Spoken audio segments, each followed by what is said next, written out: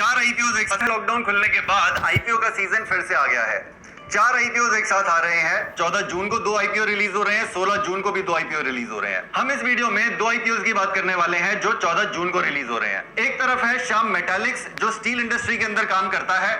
पिछले 1 साल में हमने मेटल इंडस्ट्री के अंदर भी देखा है, जितनी भी कंपनीज हैं उनके अंदर काफी अच्छी रैली आई है। दूसरी तरफ है सोना कॉमस्टार जो एक ऑटोमोटिव टेक्नोलॉजी कंपनी है। सोना कॉमस्टार ऑटो कंपोनेंट्स बनाती है, स्पेशली इलेक्ट्रिक व्हीकल्स के लिए भी ये कुछ ऑटो कंपोनेंट्स बनाती है। तो इलेक्ट्रिक व्हीकल्स की भी आने वाले टाइम में काफी ग्रोथ देखी जा रही है। ये भी काफी एक हॉट सेक्टर माना जा रहा है।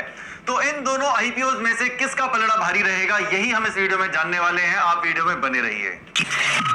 अब ये तो हम सभी लोग जानते हैं कि आईपीओ में अप्लाई करने का बेस्ट तरीका डीमैट अकाउंट के थ्रू ही होता है, क्योंकि सारी ट्रांजैक्शन ऑनलाइन हो जाती है और काफी सेफ भी रहता है। तो डीमैट अकाउंट खुलवाने का लिंक, डीमैट अकाउंट के थ्रू हम अप्लाई कैसे करते हैं आईपीओ में, ये सब लिंक्स मैं आपको नीचे डिस्क्रिप्शन में दे दूंगा। चलिए अब हम बात करते हैं 2 आईपीओ की। चलिए पहले हम Shyam metallics and energy limited का कंपनी और बिजनेस समझ लेते हैं। इनकी जो मेन बिजनेस एक्टिविटीज हैं, they are into production of intermediate and long steel products. Intermediate का मतलब है कि ये आयरन बिलेट्स बनाते हैं, स्टील बिलेट्स बनाते हैं, स्पॉन्ज आयरन बनाते हैं दूसरे स्टील प्रोड्यूसर्स के लिए। लॉन्ग स्टील प्रोडक्ट्स का मतलब है कि ये टीएमटी बार्स बनाते हैं, वायर रॉड्स बनाते हैं, स्ट्रक्चरल प्रोडक्ट्स बनाते हैं। इसके अलावा ये फेरो अलॉय प्रोडक्ट्स भी बनाते हैं दूसरे स्टील प्रोड्यूसर्स के लिए। कन्वर्ट करते हैं कुछ ओर्स को दूसरे प्रोडक्ट्स के अंदर बाकी के कुछ क्लाइंट्स के लिए। For example hot rolled coils को पाइप्स के अंदर कन्वर्ट करते हैं, मैंगनीज ओर को सिलिको मैंगनीज में कन्वर्ट करते हैं, क्रोम ओर को फेरोक्रोम में बनाते हैं। और अगर हम स्पॉन्ज आयरन इंडस्ट्री की बात करें तो they are the 4th largest producer. फिर इनके अगर हम मैन्युफैक्चरिंग प्लांट्स देखें तो इनके 3 मैन्युफैक्चरिंग प्लांट्स हैं, एक उड़ीसा में है और 2 वेस्ट बंगाल के अंदर है। इनकी जो टोटल इंस्टॉल्ड मेटल कैपेसिटी है वो है 5.7 मिलियन टन पर एनम। और जहां पे इनकी मैन्युफैक्चरिंग फैसिलिटी है वहीं पे इनके पास डेडिकेटेड पावर प्लांट्स भी हैं और रेलवे साइडिंग भी है, जिससे इनकी कॉस्ट कंट्रोल हो जाती है। सो करंट कैपेसिटी के अलावा ये लोग एक्सपेंशन भी प्लान कर रहे हैं। मेटल कैपेसिटी को ये 11.6 मिलियन टन पर एनम तक ले जाना चाहते हैं और पावर प्लांट की कैपेसिटी भी बढ़ाना चाहते हैं 227 मेगावाट से 357 मेगावाट। और इसके अलावा ये एल्यूमिनियम फॉइल रोलिंग मिल भी बनाना चाहते हैं 0.04 मिलियन टन पर एनम की। तो यहाँ पे हम इनका रेवेन्यू स्प्लिट भी देख सकते हैं। आप यहाँ पे सारे परसेंटेज वाइज देख सकते हैं कि कहां से इनको कितना रेवेन्यू आता है। अगर हम इनके प्रोमोटर्स और शेयर होल्डिंग की बात करें तो कंपनी स्टैब्लिश हुई थी 2002 के अंदर कोलकाता वेस्ट बंगाल में। और आप यहाँ पे सारे इनके प्रोमोटर्स एंड प्रोमोटर ग्रुप का शेयर होल्डिंग देख सकते हैं। और यहाँ पे देखिए आप मेनली यहाँ पे इन्वेस्टर कंपनीज देखेंगे, लेकिन ये जो आप अदर्स देख रहे हैं यहाँ पे इनके मेन प्रोमोटर्स हैं। सो ये जो 11.79% शेयर है ये है mister Brijbhushan Agarwal and family के पास। सो आज की डेट में 100% प्रोमोटर्स एंड प्रोमोटर ग्रुप के पास इनकी शेयर होल्डिंग है। आईपीओ होने के बाद ये 88.35% रह जाएगी, 11.65% पब्लिक के पास चली जाएगी। चलिए अब हम इनके क्विकली फाइनेंशियल्स भी देख लेते हैं। FY18 से शुरू करते हैं। रेवेन्यू नंबर्स आप देख सकते हैं 3920 करोड़ के थे 2018 में, 19% से बढ़े 2019 में, 2020 में ये 6% से गिर गए। और 2020 की अगर हम बात करें 31 दिसंबर 2020 तक के नंबर्स देखें तो यहाँ पे भी रेवेन्यू ग्रोथ देखने को मिली है। लेकिन प्रॉफिट्स के नंबर्स में अगर हम बात करें तो FY19 में 20% की ग्रोथ दिख रही थी, लेकिन FY20 के अंदर ये -46% हो गई। लेकिन अगर हम 2020 के 31 दिसंबर तक के रिजल्ट्स देखें तो यहाँ पे प्रॉफिट ग्रोथ अच्छी देखने को मिली है 75% की। सो स्टील इंडस्ट्री के अंदर हम प्रॉफिट मार्जिन्स भी देख सकते हैं 13% से लेके 7% तक। सो लगभग 11-12% का इनको on an average profit margin बन जाता है। टोटल डेट देखें तो देखिए इनका 564 करोड़ था, फिर 722 हो गया, 1330 हो गया और 2020 31 दिसंबर को इनका 886 करोड़ का डेट है। लेकिन इसे हमें कंपेयर करना होगा इनकी नेटवर्थ से। नेटवर्थ इनकी 3285 करोड़ है। सो डेट इनका रीजनेबल है, यानी कि ये हैंडल कर सकते हैं आसानी से। और साथ में इनके जो नेट प्रॉफिट है वो भी 456 करोड़ के आए हैं, तो डेट की पोजीशन उतनी हाई नहीं लगती है। साथ में हम इनका कॉम्पिटिटर एनालिसिस भी कर लेते हैं। प्राइस टू बुक वैल्यू आप देख सकते हैं, प्राइस टू अर्निंग वैल्यू भी देख सकते हैं। यहाँ पे एवरेज जो प्राइस टू अर्निंग रेशियो निकल के आ रही है वो पीयर्स की आ रही है 53.27 और प्राइस टू बुक वैल्यू आ रही है 2.19। यहाँ पे आप इनके रेवेन्यू नंबर्स भी देख सकते हैं बाकी के स्टील प्लेयर्स के मुकाबले। अगर हम इनकी वैल्यूएशंस की बात करें तो देखिए FY 2021 के हिसाब से देखें तो इनकी प्राइस टू बुक वैल्यू ये लोग लगा रहे हैं 2.18 और 2020 के हिसाब से ये लगा रहे हैं 2.53। अभी हमने देखा ही है कि 2.19 आ रही है एवरेज पीयर्स की, तो प्राइस टू बुक वैल्यू के हिसाब से लगभग पीयर्स के बराबर है। 2021 के हिसाब से प्राइस अर्निंग रेशियो देखें तो ये 11.75 के आसपास इनकी आती है। तो इंडस्ट्री की भी जो पीई आ रही है वो करंट 11.72 आ रही है। तो लगभग ये जितना पीयर्स का ऑन एन एवरेज है उतना ही इनकी प्राइसिंग आ रही है। सो हम कह सकते हैं आईपीओ फुली प्राइस्ड है, ना सस्ता है ना महंगा है। तो इसके साथ साथ अब हम इसके ग्रोथ प्रोस्पेक्ट्स की भी बात कर लेते हैं। स्टील इंडस्ट्री का जो फोरकास्ट करा जा रहा है आने वाले 4-5 सालों में 5 से 6% ऑन एन एवरेज ये सालाना बढ़ सकती है। अगर हम इसके प्रोज एंड कॉन्स की बात करें तो इंडिया में इंफ्रास्ट्रक्चर स्पेंडिंग काफी बढ़ने वाली है, ये इनके लिए काफी बड़ी अपॉर्चुनिटी है। नेशनल इंफ्रास्ट्रक्चर पाइपलाइन करीब 100 लाख करोड़ की आने वाली है। ये एक्सपेंड करना चाहते हैं दूसरे सेक्टर्स के अंदर भी, जैसे कि डीआई पाइप फैसिलिटी लगाना चाहते हैं, एल्यूमिनियम कॉइल फैसिलिटी लगाना चाहते हैं, ब्लास्ट फर्नेस बनाना चाहते हैं। इंक्रीज फोकस ऑन एक्सपोर्ट्स, ज्यादातर कॉन्टिनेंट्स के अंदर ये ऑलरेडी एक्सपोर्ट कर रहे हैं, लेकिन स्पेशली कुछ टाइम से साउथ कोरिया और जापान से ज्यादा डिमांड आना शुरू हो गई है। प्लस काफी सारी इंटरनेशनल कंपनीज और कंट्रीज आज की डेट में चाइना प्लस वन स्ट्रेटेजी बना रही हैं। आज की डेट में सबसे ज्यादा इंस्टॉल्ड कैपेसिटी जो है स्टील प्रोडक्शन की वो चाइना के अंदर है, सेकंड नंबर पे इंडिया आ जाता है। तो इंडिया के लिए काफी बड़ी एक अपॉर्चुनिटी हो जाती है, एक्सपोर्ट्स को टारगेट किया जा सकता है। डाइवर्सिफाइड इनका प्रोडक्ट पोर्टफोलियो है, वो हमने ऑलरेडी देख लिया है। Proximity to raw material sources, यानी कि उड़ीसा वेस्ट बंगाल के अंदर जहां पे इनकी मैन्युफैक्चरिंग फैसिलिटीज है, वहां पे मिनरल रिच ऑलरेडी स्टेट्स हैं, वहां से इनको रॉ मटेरियल काफी आसानी से मिल जाता है। कॉन्स की अगर हम इनकी बात करें तो हाईली कॉम्पिटिटिव फील्ड है, यहाँ पे ऑलरेडी काफी बड़े बड़े प्लेयर्स भी हैं, टाटा स्टील, सेल है, जेएसडब्ल्यू है। वोलेटिलिटी इन रॉ मटेरियल प्राइसेस, कमोडिटीज के प्राइसेस, मेटल्स के प्राइसेस काफी फ्लक्चुएट होते रहते हैं, और साथ में ये जो इंडस्ट्री है ये काफी साइक्लिकल है, तो यहाँ पे इनके प्रॉफिट्स ऊपर नीचे भी जाते रहते हैं। इसके साथ साथ कोविड-19 का भी काफी बड़ा इंपैक्ट रहा है, 2 वेव्स के अंदर हर बिजनेस को ही इंपैक्ट पड़ा है, सो ये इंडस्ट्री भी उससे दूर नहीं रही है। चलिए अब हम इसकी क्विकली आईपीओ की डिटेल्स देख लेते हैं। प्राइस बैंड रखा गया है 303 से लेके 306 तक, और ये तो हम हमेशा बात करते हैं कि हमें कट ऑफ प्राइस पे ही अप्लाई करना चाहिए। बुक बिल्ट इशू है ये 909 करोड़ का टोटल इशू साइज है लगभग। फ्रेश इशू इसमें से रखा गया है 657 करोड़ का, ऑफर फॉर सेल है 252 करोड़ का, यानी कि ये वाला पैसा तो कंपनी के अंदर यूज होगा और ऑफर फॉर सेल में कुछ इन्वेस्टर्स अपना स्टेक बेच के बाहर निकल जाएंगे। ऑब्जेक्ट ऑफ फ्रेश इशू की बात करें तो ये बेसिकली रीपेमेंट करना चाहते हैं अपना डेट लगभग 470 करोड़ का, बाकी का ये जनरल कॉर्पोरेट पर्पस के लिए यूज करेंगे पैसा। पोस्ट इशू मार्केट कैप, यानी कि कंपनी की वैल्यू जो लगाई जा रही है आईपीओ के अंदर, वो लगाई जा रही है लगभग 7,800 करोड़। क्विकली हम इसका लॉट साइज और टाइमलाइन देख लेते हैं। लॉट साइज है मिनिमम 45 शेयर्स।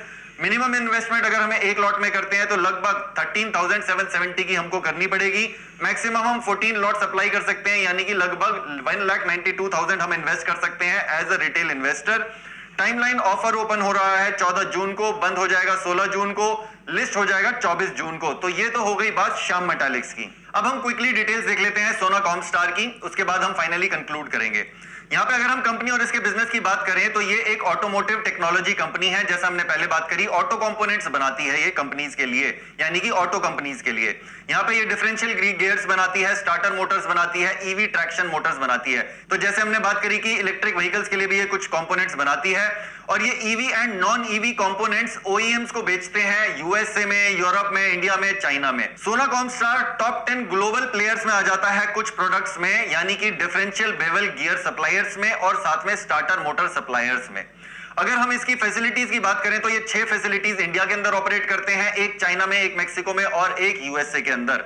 इनकी काफी एबिलिटी है, ये ईवी सिस्टम्स के अंदर काफी अच्छा काम कर रहे हैं, जहां पे ये हाई पावर डेंसिटी वाले ईवी सिस्टम्स बनाते हैं जो हाई टॉर्क प्रोड्यूस करने के साथ साथ लाइट वेट हो जाते हैं। इसका मतलब इलेक्ट्रिक व्हीकल्स के अंदर अगर इस तरीके के कंपोनेंट लगते हैं तो वो ज्यादा दूर तक चलते हैं, उनकी रेंज बढ़ जाती है और साथ में उनकी पावर पे कॉम्प्रोमाइज नहीं होता है। सो ये रिसर्च एंड डेवलपमेंट के अंदर काफी पैसा खर्च भी कर रहे हैं, इलेक्ट्रिक व्हीकल के अंदर ये काफी ज्यादा काम कर रहे हैं। अगर हम इनका आज की डेट में रेवेन्यू ब्रेकअप देखें तो आप देख सकते हैं परसेंटेज वाइज, आप देखेंगे यहाँ पे differential gears, micro hybrid starter Motors, conventional starter Motors, इससे इनको मैक्सिमम रेवेन्यू आता है आज की डेट में। अगर हम इनके प्रमोटर्स और शेयर होल्डिंग की बात करें तो इनके मेन प्रमोटर है मिस्टर संजय कपूर, और यहाँ पे अगर हम एक एक्स्ट्रा फैक्ट कोट करना चाहें तो करिश्मा कपूर के ये एक्स हस्बैंड है, हालांकि इसका कोई लेना देना नहीं है बिजनेस से। तो यहाँ पे अगर हम इनके मेन प्रमोटर्स देखें तो ये जो सोना ऑटोकॉम्प होल्डिंग्स है ये 33.72% ये मिस्टर संजय कपूर होल्ड करते हैं, मैक्सिमम शेयर्स यहाँ पे।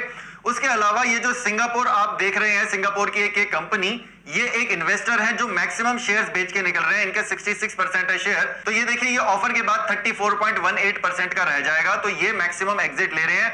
यहाँ पे जितना भी ये पैसा आ रहा है ये ऑफर फॉर सेल के अंदर इन्वेस्टर्स यहाँ से एग्जिट ले रहे हैं। चलिए अब हम इनके क्विकली फाइनेंशियल्स भी देख लेते हैं। पहले हम रेवेन्यू की बात करें तो आप देख सकते हैं रेवेन्यू इनकी कंटिन्यूअसली इंक्रीज हो रही है।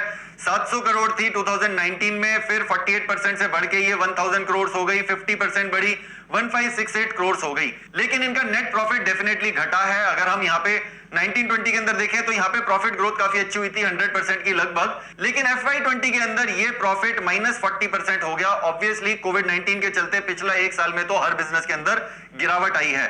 प्रॉफिट मार्जिन भी ये काफी डिसेंट कमा रहे हैं यहाँ पे। और अगर हम इनके टोटल डेट की पोजीशन की बात करें तो इनका डेट इंक्रीज होता जा रहा है, और अगर हम यहाँ पे देखें तो करीब 366 करोड़ का आज की डेट में इनके पास डेट है। लेकिन अगर हम इसको नेटवर्थ से कंपेयर करें तो नेटवर्थ है इनकी 1303 करोड़, तो डेट की पोजीशन लगभग ठीक है। तो यहाँ पे कोई खास खतरे वाली बात तो नहीं दिखती है। और साथ में अगर हम इनके प्रॉफिट की भी बात करें, 200 करोड़ अगर हर साल ये प्रॉफिट कमा रहे हैं तो उसके हिसाब से डेट की पोजीशन बहुत हाई नहीं है। अब अगर हम इनको कॉम्पिटिटर से यहाँ पे कंपेयर करें तो आप देखेंगे ये इन्होंने एवरेज पीई और एवरेज पीबी निकाला हुआ है।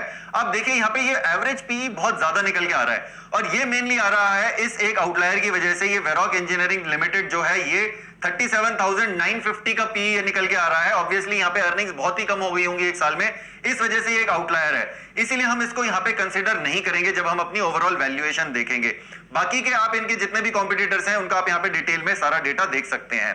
अब अगर हम इनके वैल्यूएशन की बात करें तो FY20 के 1 के हिसाब से इनकी जो प्राइस टू बुक वैल्यू है वो लगभग 12.79 रखी गई है। प्राइस टू अर्निंग रेशियो 77.60 है। अब यहाँ पे इन्होंने कुछ डेटा दिया है FY20 का और कुछ कॉम्पिटिटर्स का डेटा दिया है FY21 का। तो यहाँ पे मैंने जो ओवरऑल एवरेज निकाली है, ये वाला जो आप नंबर देख रहे हैं इंडस्ट्री का, ये दोनों का मिक्सचर है FY20 और FY21 का।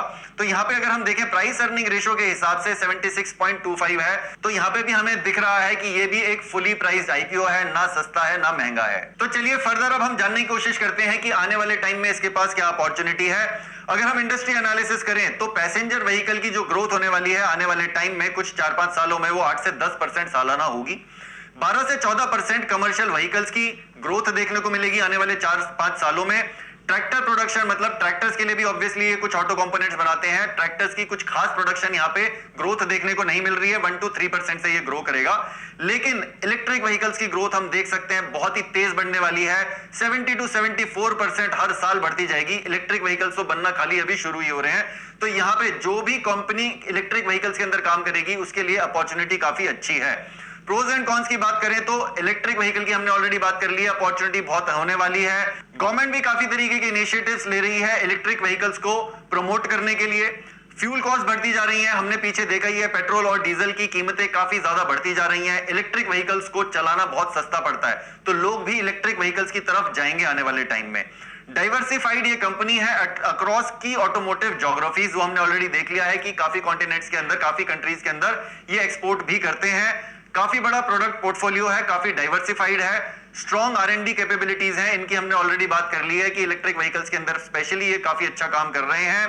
कंसिस्टेंट फाइनेंशियल परफॉर्मेंस है, हमने ऑलरेडी फाइनेंशियल्स देखे हैं, इनके फाइनेंशियल नंबर्स काफी अच्छे दिख रहे हैं पिछले 3 सालों के। अगर हम इनके कॉन्स की बात करें तो ये कंपीट कर रहे हैं काफी बड़ी बड़ी कंपनीज से। फॉर एग्जांपल महिंद्रा भी इलेक्ट्रिक व्हीकल्स में काफी अच्छा काम कर रहा है, बॉश भी कर रहा है, टाटा भी कर रहा है। तो इलेक्ट्रिक व्हीकल्स तो आज की डेट में सभी लोगों की नजरों में है, हर कंपनी यहाँ पे काम करना चाह रही है। दूसरा कौन है? कोविड-19 पैंडेमिक। ऑब्वियसली काफी सारे बिजनेसेस को यहाँ पे काफी लॉस भी हुआ है पिछले 1 साल में। हमने देखा कि कोविड-19 के चलते तो हर बिजनेस के लिए ये एक वीकनेस बनी ही हुई है। अब अगर हम IPO डिटेल्स की बात करें तो IPO का प्राइस रखा गया है 285 से लेके 291 तक। जैसा हम पहले बात करते हैं, कट ऑफ प्राइस पे हमें IPO में अप्लाई करना है। बुक बिल्ट ये इशू है, इशू का साइज लगभग 5,500 करोड़ का है, काफी बड़ा ये इशू साइज है यहाँ पे, मतलब काफी ज्यादा एग्जिट कर रहा है क्योंकि इन्वेस्टर तो ज्यादातर ये ऑफर फॉर सेल ही है। फ्रेश इशू इसमें से खाली 300 करोड़ का है, यानी कि कंपनी के पास खाली 300 करोड़ ही आएंगे, 5,250 करोड़ तो इन्वेस्टर्स बाहर लेके हो जाएंगे।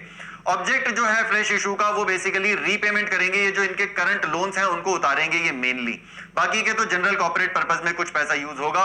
और इस कंपनी का जो लगभग वैल्यू लगाई गई है वो ऑन हायर साइड ही लगाई गई है, लगभग 17,000 करोड़ की कंपनी की वैल्यू लगाई जा रही है इस IPO में। तो अगर हम इस IPO में अप्लाई करते हैं तो हमें मिनिमम लॉट साइज 51 शेयर्स का अप्लाई करना होगा। तो एक लॉट की मिनिमम हमारी इन्वेस्टमेंट हो जाती है लगभग 15,000 रुपए की। मैक्सिमम हम 13 लॉट्स अप्लाई कर सकते हैं जिसकी वैल्यू हो जाती है करीब 1,92,000 की। टाइमलाइन की बात करें तो ऑफर ओपन हो रहा है 14 जून को, बंद हो जाएगा ये 16 जून को।